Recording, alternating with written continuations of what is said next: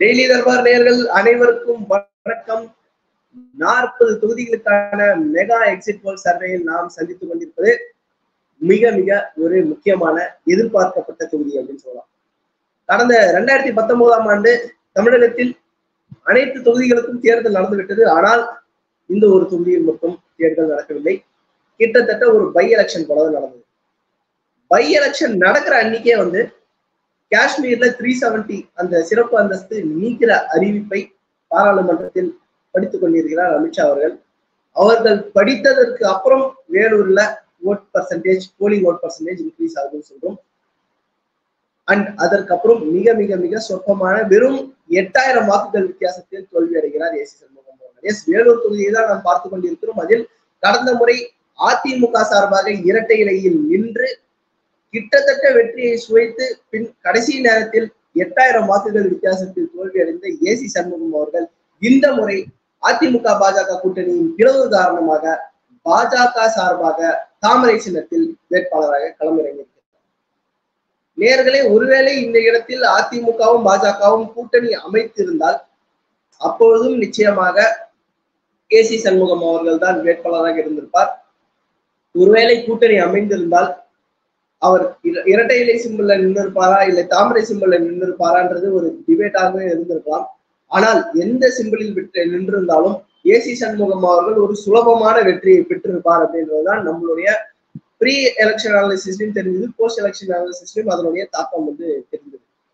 காரணம் என்னவென்றால் ஏசி சண்முகம் என்ற மனிதருக்கு இங்க அபரிதமான செல்வாக்கு இருக்கிறது.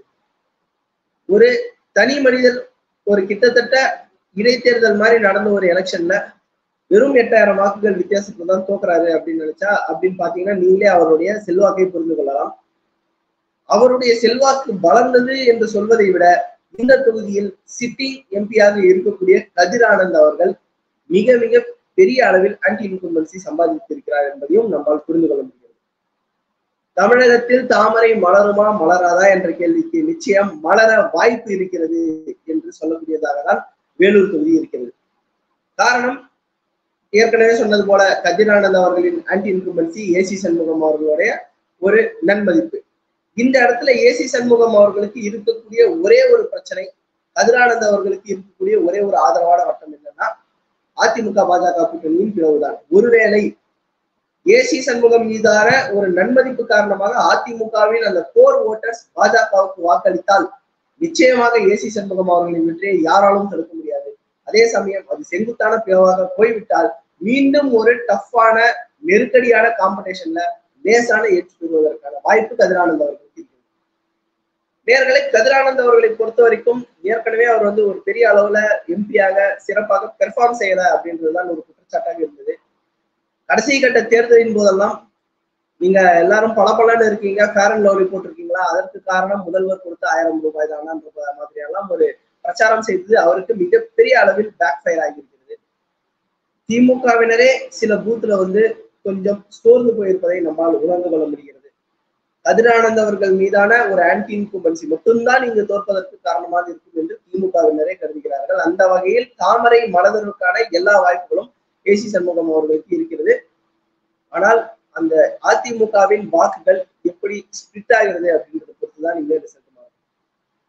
நம்மை பொறுத்த வரைக்கும் போன முறை மாதிரியான கடுமையான போட்டி இருக்காது அப்படின்னு தான் தெரியுது. காரணம், அதிமுகவின் கோர் ஓட்டர்ஸ் பாஜக பக்கம் சாய்ந்திருக்கிறார்கள் அப்படின்றதுதான் நம்மளுடைய போஸ்ட் எலெக்ஷன் அனாலிசிஸ் படி புரிந்து கொள்ள முடிகிறது. அந்த வகையில் பார்க்கும்போது கடந்த முறை மிஸ் ஆச்சு ஏசி சண்முகம் அவர்களுக்கு, இந்த முறை மிஸ் ஆவதற்கான வாய்ப்பு நிச்சயமாக கிடையாது. தாமரை தமிழகத்தில் மலர்வதற்கான முதல் படி ஏசி சண்முகம் அவர்களின் வேலூர் தொகுதியிலிருந்து கிளம்பவும் பார்த்திருக்கோம். ஏற்கனவே நாம் பார்த்திருக்கிறோம், கோயம்புத்தூரில் அண்ணாமலை அவர்களுக்கு வெற்றி அப்படின்னு கொடுத்திருக்கிறோம். அதே சமயம் திருநெல்வேலியில் நயினார் நாகேந்திரன் அவர்களுக்கு தாமரை சின்னத்தில் பாஜக வெற்றி பெறுவதற்கான வாய்ப்பு இருக்குது அப்படின்ற மாதிரி எல்லாம் சொல்லியிருக்கோம். அந்த வகையில் இன்னொரு வெற்றி மற்ற 2 பேருக்குமே டஃப் காம்படிஷன் இருக்குன்னு சொல்லியிருக்கும். இந்த இடத்தில் கதிர் ஆனந்த் அவர்கள் மீதான ஆன்டி இன்கம்பன்சி காரணமாகவும் பிளஸ் ஏசி சண்முகம் அவர்களின் தனிப்பட்ட செல்வாக்கு காரணமாகவும் அதிமுகவின் கோர் வாக்காளர்களை தன் பக்கம் இழுக்க முடியும் என்ற காரணத்திற்காகவும் ஏசி சண்முகம் அவர்கள் வெற்றி பெறுவார் அப்படின்றதுதான் நம்மளுடைய அனாலிசிஸாக இருக்கிறது. மீண்டும் இன்னொரு தொகுதியில் சந்திப்போம். நன்றி.